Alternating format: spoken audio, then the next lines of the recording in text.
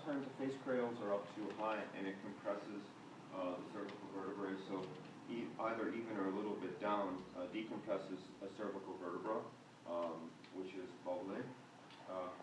If you notice that, or the person is having any shoulder discomfort, that a lot of times it's good to put a little something underneath the shoulders, like a little rolled towel or a washcloth or something like that, just to bring the shoulder back. Not only is it more of a neutral position, but also it can receive pressure and movement a little bit. And as we walk down the body here, coming to the lower back, if anyone is having any lower back issues, I usually put a very flat pillow across their pelvic area, across their ASISs, because it decreases the lordotic curve a little bit, and again, they can take a little bit more pressure. And then on to just maybe some support all for the feet. Okay. So we're going to start here at the head of the table this morning, dressing here. And in Shiatsu, the meridian in the back area is the bladder meridian, as we did that Makoho stretch. And we said that the bladder meridian starts on the inside canthus of the eye, goes over the head, and it runs down in two parallel lines on either side of the spine and right through the sacrum and right through the gluteal area into the hamstrings and right through the gastroc, and it comes out the side of the foot. So in prone position, we're working quite a bit on bladder meridian. So we'll do some general stretches first just to get a taste of that. So we're going to start here at the head of the table and just make some nice contact.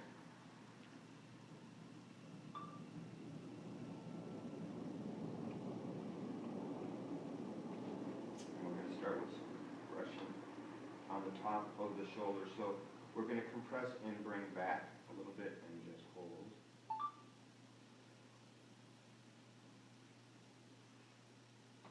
And just take some general compression down the back. And when coming to the sacrum, and so you're not overextending in your back, you can come to one side of the face cradle and place the palm of your hand onto the sacrum and just motion it back so it decompresses lower back.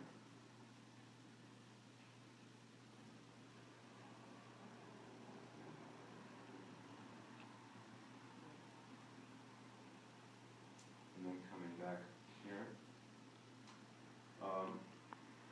There's always this mystique about touching the spine, and particularly in massage school. They always advise, so don't put compression on the spine.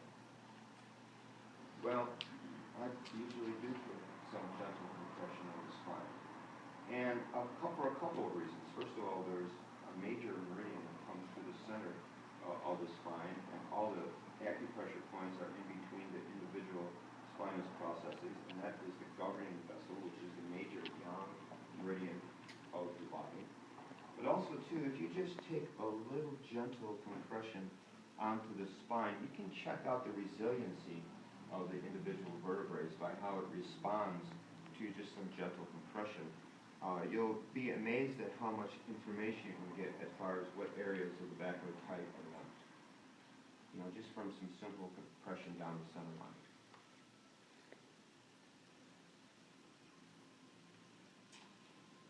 Okay, so come here like this. It's a nice compression. And we're going to start with our thumbs and just feel for the center of the spinous process here, C7. And we're just going to come a thumb width and just sink in. And we're just going to work in what's called an elliptical pattern. Just coming right out to the shoulder, the acromion process. So going right through the soft tissue. And when your thumb comes up against the bone, you just not press on the bone, but right next to it. And then drop your thumbs down a little bit and return.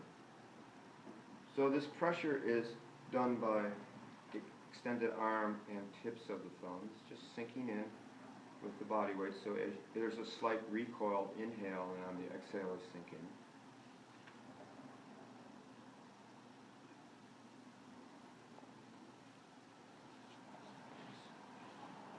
And we're just going to come to the side here and compress, do a little movement of the scapulas.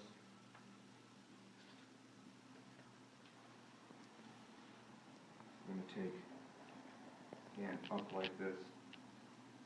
Bring your arm here, and you're going to inhale and then exhale, lift with your leg. Nice stretch, nice way to mobilize the scapula in this position. So lifting with your legs.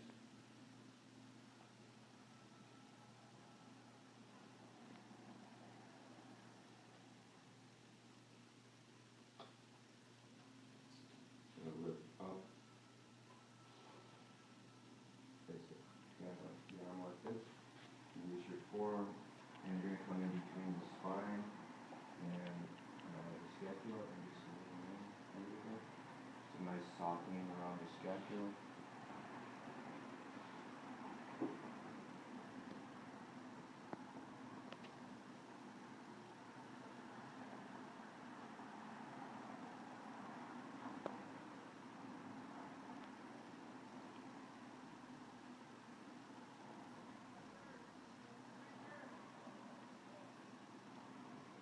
You get used to using your forearm. So I'm just immediately lateral of the spine. And in this position, I can just more easily sink in with my body weight. So let's just start some nice loosening.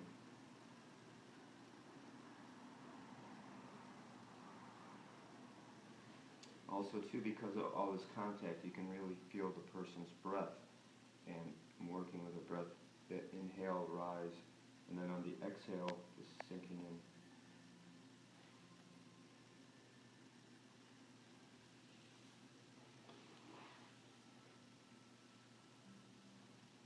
Inside hand cupping here, just giving a little motion. Pressing down, nice stretch.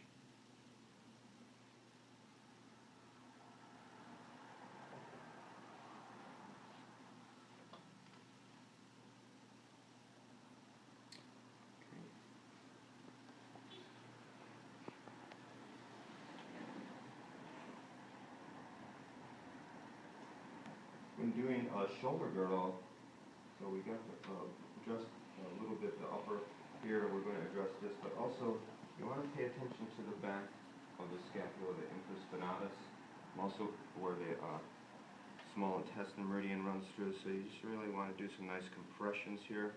It's quite a lovely muscle if you want to address.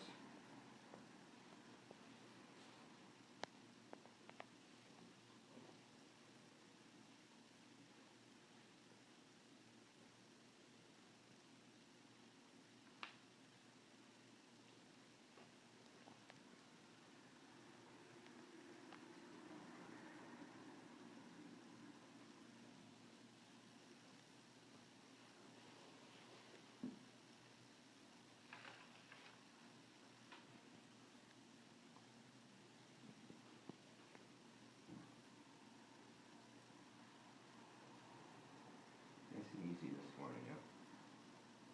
It puts you in touch with the person quite nicely because of the contact. Also, you get really in touch with the location of the spine. In the bladder meridian, it runs in two lines on either side of the spine, and the first line is right in the lamina groove. And if you remember that lamina groove, that's the space between the spine and primarily the medial border of the most prominent of the erectors, the longissimus. So you're right in that groove, and your elbow tip is just right in there, just sinking in, trying to create not only a little loosening, but a little space away from the spine. There's a lot of contraction of the bigger muscles as they attach in or around the spine. So there's some compressive motions, and it can inhibit the full movement of the upper torso. So, nice and easy. And again, citing TCM, traditional Chinese medicine, there's a series of subos, or points in the inner bladder meridian that affects all the organs in the body. So, when you see chair massage is based on Shiatsu primarily in its original conception, loosening the bladder meridian so that it can have, in a relatively short time, an overall effect on the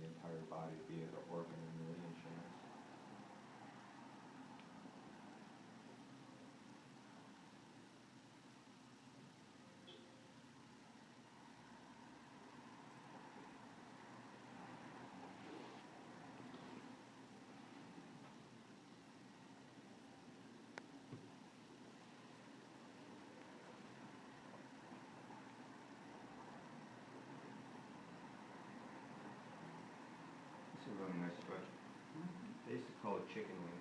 It's not ready anymore. I don't want PETA to come after us or say something. So that's primary loosening, and then I'm going to do a couple things, and then we're going to do some points, and then we'll do exchange. So in this, we're going to come up on the table. And again, our knees, to have a nice base, we're going to be about shoulder width apart. And we're equidistant between the shoulder and the hip. And we're going to feel for the spine, and we're going to come across the spine. And the heel of our hand is going to be in that laminar groove. So this top hand is called the mother hand, and it stays in position. It's a grounding force. And this is the sun hand, which is the more yang, and it's active, and it's going to do a series of compressions down the back, including the sacrum. And we're going to inhale, please. And on the exhale, we're going to rock up on our knees and just compress down and slightly away from the spine. Inhale, rock back, and move your hand down. Exhale. So this rocking motion ensures that you're using your body weight. And coming up on your knees, feet up like this, allows you to really let your body weight sink in. So you're not pushing, you're just leaning in with perpendicular pressure, down and away, creating some space. And even though the bottom sun hand is the more yang and active, and the mother hand is the grounding, they both receive equal pressure.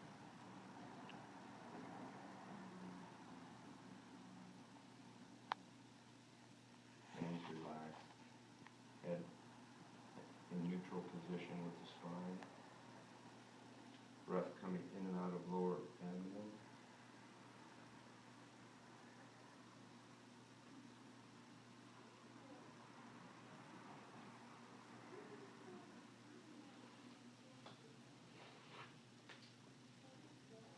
Come around and do the other side.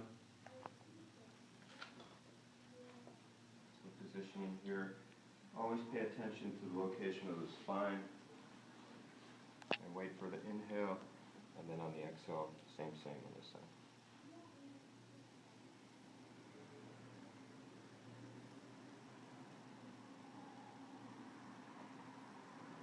Down and away. Nice and easy. Nothing forced, just utilizing the movement of your body, rocking back and forth, and the shifting of your weight from back to front.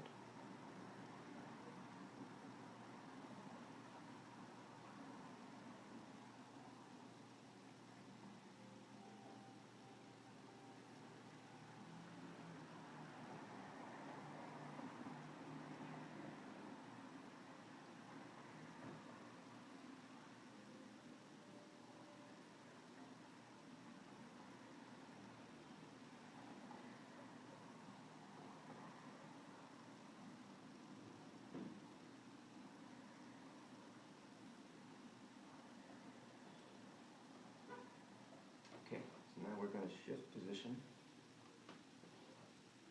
So we're in a more central position, and we're just going to practice stimulating some subo or acupressure points. So again, all bladder meridian, and we're going to do the inner and outer bladder meridian from the top of the shoulders, including the sacrum. So it goes like this. So again, you feel for C7, T1, and you're going to place your thumbs there, and inhale and come out a thumb width, and exhale and just sink in. Inhale, move down a thumb width, still in the laminar groove, sink in. So my thumbs are in alignment, and I'm addressing subo with the tips of my thumbs as opposed to my pads of my thumbs, because you're not trying to encourage hyperextension of that joint. And with your thumbs stacked, it takes the pressure quite nicely. With every inhale, I rock back and move my thumbs to a different place. Exhale, sink in. And sinking in such, being aware of the pressure or resistance you're feeling, and just going into and meeting that resistance.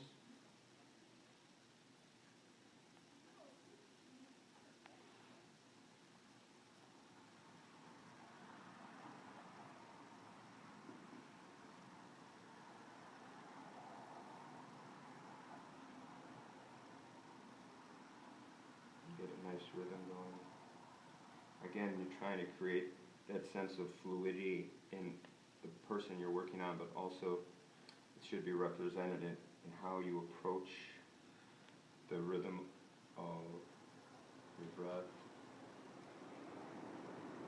and the oceanic rhythm of your body moving from back to front.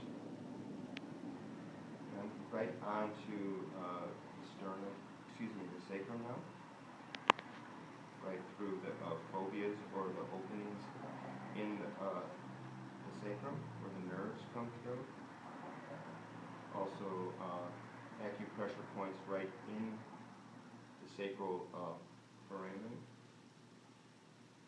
And once we've done that, we're going to come back up to the top and we're going to address the outer bladder meridian, which is basically right on the lateral edge of the most prominent of the erectors longissimus. You'll feel right here, and it coincides with being just immediately on the inside of the vertebral border of the scapula. And where the inner bladder meridian pressure was straight into the body, the outer bladder meridian comes in more at a 45-degree angle towards the center. The meridian is such that here's the longissimus and here's the lateral border. And that space where the lateral border comes down and articulates with the ribs is where the meridian is. So to accommodate a good contact, we're going to come out and on the exhale sink in towards the midline. Okay?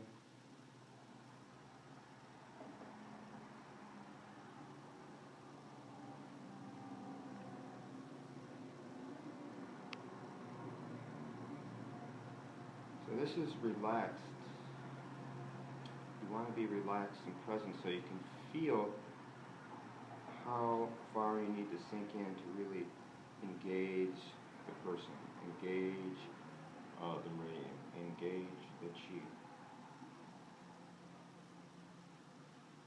Because just pressure for the sake of pressure is more ego-based. And I think people have a tendency to work a little bit harder than they need to. I mean, I know all our clients like deeper pressure. And of course you have to cater to that. But in establishing some contact with chi, you really have to be present and try to provide appropriate pressure.